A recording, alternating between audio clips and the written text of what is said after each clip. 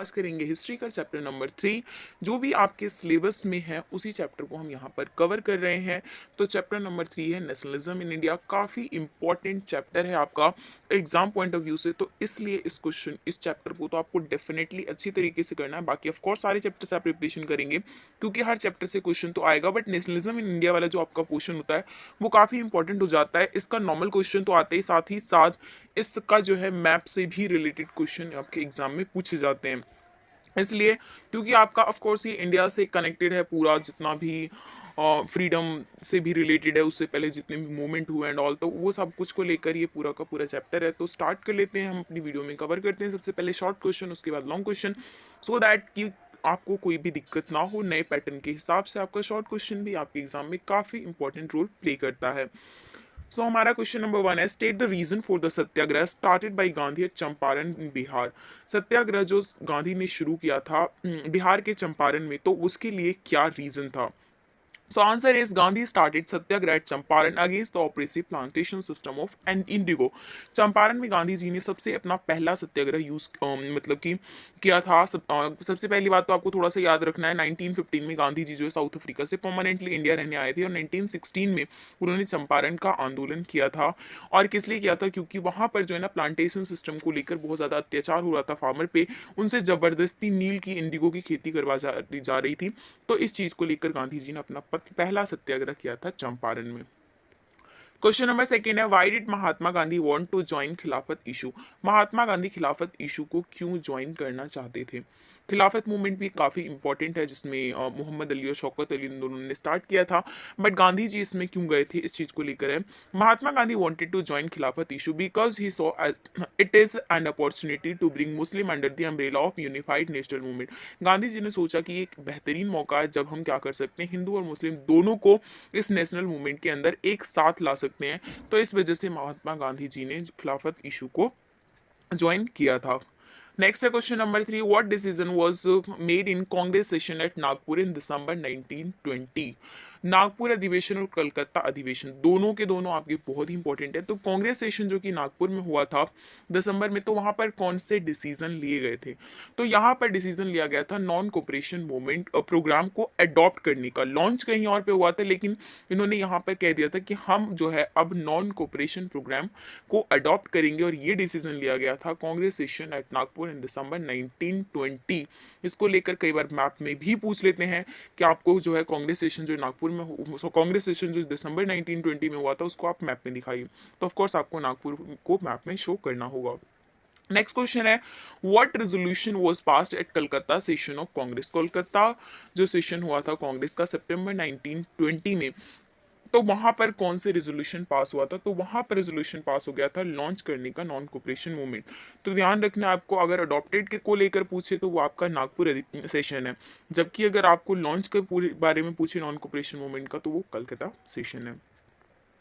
Next question है, what does idea of satyagraha mean. Gandhi ji के according satyagraha का क्या मतलब था? The idea of satyagraha emphasize the power of truth and need to search for truth. Idea जो सत्याग्रह का था वो इस बात पे फोकस करता था कि हमारी सच्चाई में कितनी ताकत है, ठीक है ना, और नॉन वायलेंस से भी रिलेटेड इनका पूरा का पूरा सत्याग्रह था। चंपारण, खेड़ा और अहमदाबाद जो तीन शुरू के सत्याग्रह थे जो कि गांधी ने ऑर्गेनाइज करवाए थे 1916 में, 1917 में, 1918 में। तो ये तीनों के तीनों मोमेंट जो है गांधी के लिए स्टार्टिंग मोमेंट थे, इसके बाद ही पब्लिक इन्हें जानने लगी। नेक्स्ट क्वेश्चन है, हु स्टार्टेड द खिलाफत मूवमेंट। खिलाफत मूवमेंट को किसने स्टार्ट किया था? दो मुस्लिम लीडर्स थे, इवन दोनों का नाम अली बंधु के नाम से जाना जाता है, मोहम्मद अली एंड शौकत अली, इन दोनों ने स्टार्ट किया था खिलाफत मूवमेंट। नेक्स्ट है question, who was Alluri Sitarama Raju. Alluri Sitarama Raju कौन थे? तो he was a tribal leader of the Gunim hills of Andhra Pradesh. Andhra Pradesh के गुनिम हिल के ट्राइबल लीडर थे। He started a militant guerrilla movement in early 1920। जब हमारे यहाँ नॉन कोऑपरेशन मूवमेंट चल रहा था, तो इन्होंने आंध्र प्रदेश में और मिलिटेंट गोरिल्ला मूवमेंट चलाया हुआ था। तो और ये भी गांधी के काफ़ी बड़े फॉलोअर थे, तो इस वजह से इनका नाम काफ़ी बार जो एग्जाम में पूछ लेते हैं, तो इसलिए आपको याद रखना है। अब हम चलते हैं अपने लॉन्ग क्वेश्चन की तरफ। आपको यहाँ से एक एक क्वेश्चन जो है ना अच्छी तरीके से याद होने चाहिए। वैसे तो आपने चैप्टर पढ़ा हुआ होगा, तो काफ़ी सारे क्वेश्चन आपको डेफिनेटली ऑलरेडी क्लियर होंगे, पर जो क्लियर नहीं है उसको सुनकर आप रिवाइज कर लीजिए। सुनने से भी जो चीज़ें हैं आपकी काफ़ी हद तक क्लियर हो जाएंगी। क्वेश्चन नंबर 1 हम लॉन्ग क्वेश्चन में चलते हैं। How did the first world war created new economic and political situation in India. First जो वर्ल्ड वॉर हुआ था 1914 से लेकर 1918 तक चला था, उसने इंडिया में कौन कौन सी इकोनॉमिक और पॉलिटिकल सिचुएशन को क्रिएट किया, इसको लेकर क्वेश्चन है। The first world war created a new economic and political situation and pose the following problem. सारी की सारी इकोनॉमिक सिस्टम, पॉलिटिकल सिचुएशन सारी चेंज हो गई और इसमें बहुत सारी जो प्रॉब्लम है वो इंडिया वाले को फेस करना पड़ा। और उनमें से है it led to a huge increase in defence expenditure. Defence पे बहुत ज़्यादा पैसा जो है खर्च होने लग गया, which was financed by increasing taxes on. और वो फाइनेंस कहाँ से करते थे? इंडिया वालों पे ज़्यादा टैक्स इम्पोज करके। सेकेंड पॉइंट, कस्टम ड्यूटीज वर रेज्ड। कस्टम ड्यूटी को भी बढ़ा दिया गया और इनकम टैक्स जो है फर्स्ट टाइम जो है जब वर्ल्ड वॉर हुआ उसी टाइम पे इंट्रोड्यूस किया गया। Continuous price rise cost extreme hardship to the common people. और प्राइस जो है हर चीज़ की बहुत ज़्यादा तेजी से बढ़ रहे थे, जिसकी वजह से कॉमन लोगों को काफ़ी दिक्कत का सामना करना पड़ रहा था। Villagers were called upon two supply soldiers by force recruitment.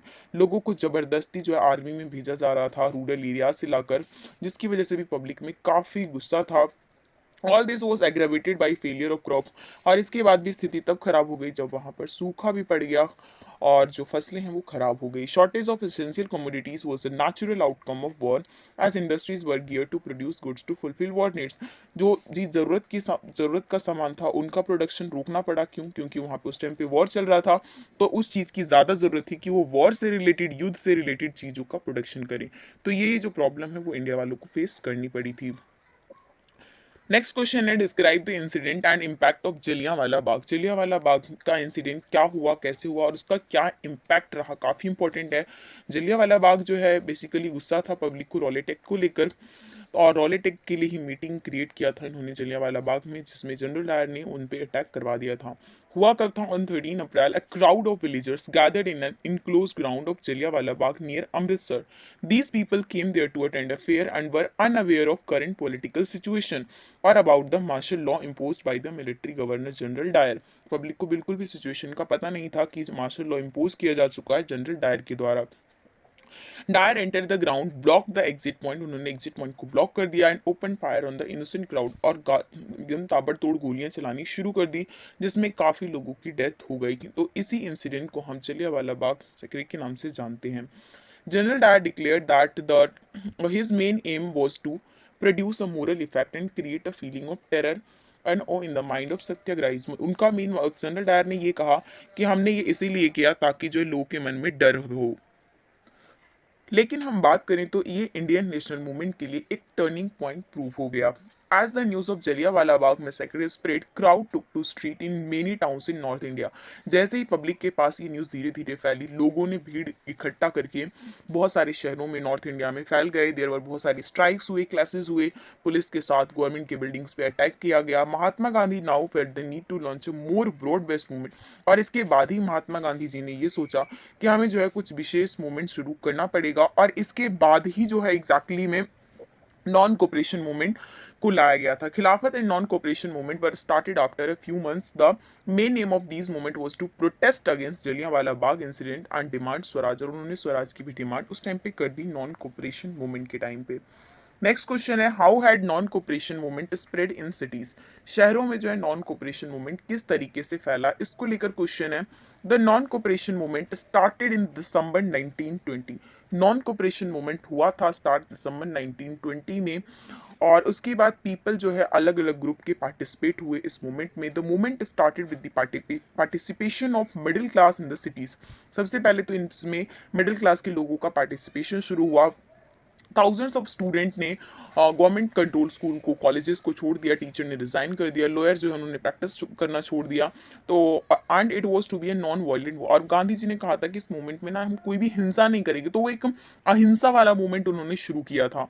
In Awadh peasants movement started against taluqdar and landlord who demanded high rents and other cesses from peasant. Awadh में भी क्या हुआ, पीजेंट किसानों ने मूवमेंट कर दिया और तालुकदार के खिलाफ, लैंडलॉर्ड के खिलाफ जो ज़्यादा रेंट वगैरह मांग रहे थे, तो उन्हें वो कुछ भी देने से डायरेक्ट इनकार कर रहे थे।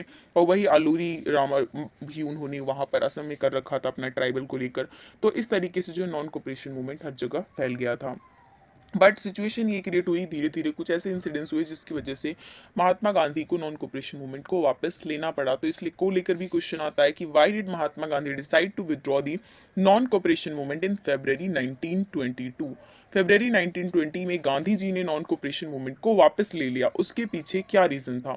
सबसे पहला रीजन तो ये था, Gandhi ji felt that the movement was turning violent at many places. बहुत जगह जो है ये वायलेंट के रूप में चेंज हो रहा था, and the satyagrahi needed to be properly train.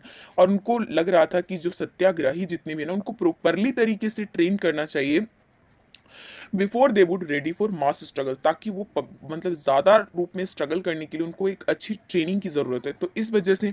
और दूसरा इंसिडेंट तब हो गया जब violent incident in Chauri Chaura in 19 Chauri Chaura जो कांड हुआ, जिसमें पुलिस थाने में आग लगा दी गई पब्लिक के द्वारा, जिसमें काफ़ी 22 पुलिसमैन के आसपास डेथ हो गई। उसके बाद गांधी जी ने इमीडिएटली उस टाइम पे वापस ले लिया नॉन कोऑपरेशन मूवमेंट, जिसके लिए ऑफकोर्स बहुत सारे जो नेता थे गांधी जी के खिलाफ हो गए, क्योंकि उन्हें अच्छा नहीं लगा, क्योंकि ये जो मूवमेंट था एक चरम सीमा पे था, जबकि पब्लिक इसे सपोर्ट कर रही थी। और शायद क्या पता अगर वो बहुत अच्छे से होता तो क्या पता उसी टाइम पे अंग्रेज चले जाते।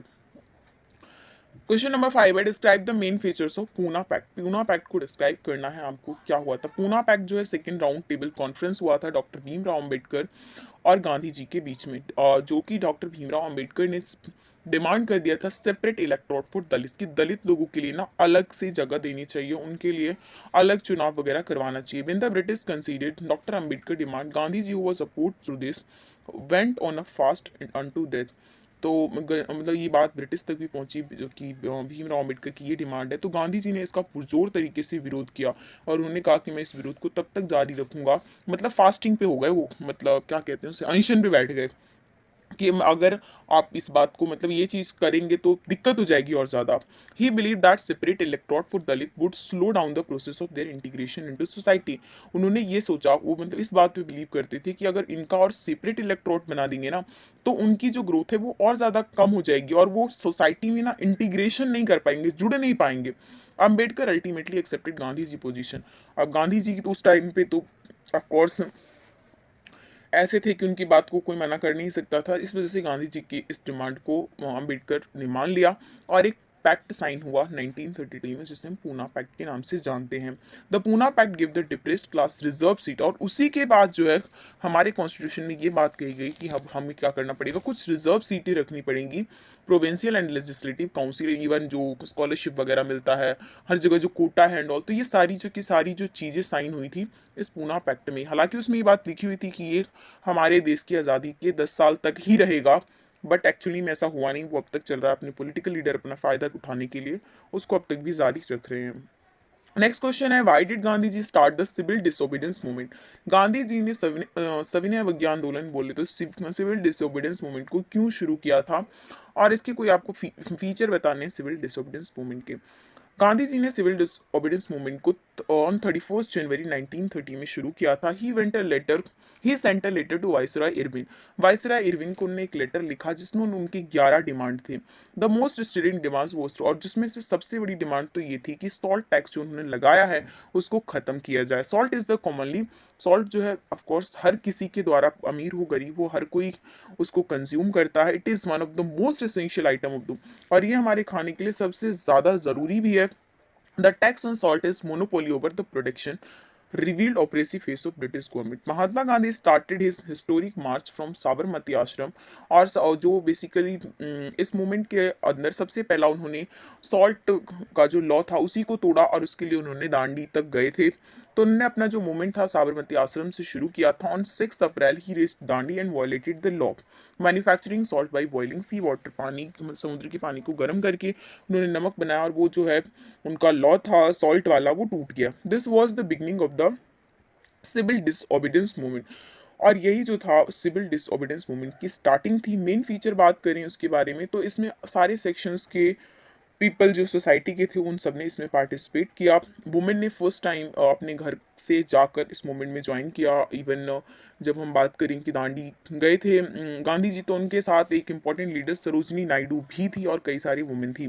For the first time the movement was launched with the goal of पूर्ण स्वराज, और पहले तो उन लोग सिर्फ स्वराज की डिमांड करते थे, बट अब जो है सिविल डिसोबीडियंस मूवमेंट के बाद उन लोगों का गोल क्या हो गया था, पूर्ण Swaraj.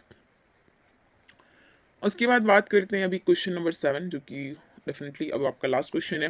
The civil disobedience movement was different from the non cooperation, मतलब इन्होंने कहा सिविल डिसओबीडियंस मूवमेंट जो था वो नॉन कोऑपरेशन मूवमेंट से किस तरीके से अलग था। तो क्वेश्चन कभी कभी इस तरीके से भी पूछ लेते हैं, तो दोनों को आपको वहां पर डिफाइन करना पड़ेगा। दोनों में या तो आप अलग अलग तरीके से लिख दो या फिर इस तरीके से बॉक्स बना के लिख सकते हो।